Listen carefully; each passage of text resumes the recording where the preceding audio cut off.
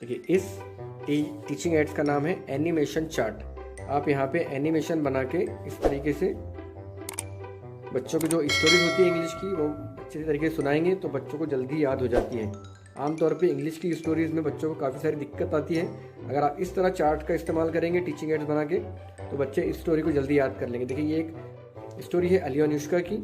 देखिए अली अनुष्का की एक स्टोरी है, उससे मैंने इस तरह एनिमेशन चार्ट के ज़रिए बच्चों को एक मरतबा पढ़ाया तो बच्चे दोबारा इस स्टोरी को आसानी से बोल सकते हैं। ये इस तरीके से पूरा ओपन भी होता है। देखिए यहाँ से ये टीचिंग एड अगर आप बच्चों के सामने रख देंगे तो बच्चे ईजीली इस स्टोरी को समझ लेंगे कि यहाँ पे हमें क्या बताया जा रहा है। इस टीचिंग एड्स को बनाने का जो तरीका है वो देखिए आपके सामने मैं बताता हूँ।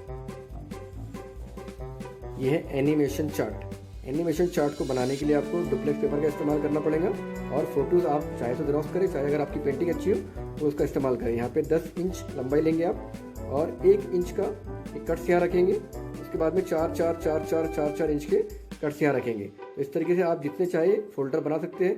मैंने 7 फोल्डर के लिए लिया हूँ और जहाँ पे ये 4 इंच का कट्स आएगा वहाँ पे आप क्या करेंगे, फोल्ड करेंगे उसे। देखिए ये जो कट है ये कट है टोटल 4 इंच का। मैंने यहाँ से देखिए इसे फोल्ड किया हूँ, फिर ये एक कट यहाँ पे आ गया, एक कट यहाँ पे आ गया। इस तरह आप डुप्लेक्स पेपर का इस्तेमाल करके आप इस तरह टीचिंग एड्स बना सकते हैं।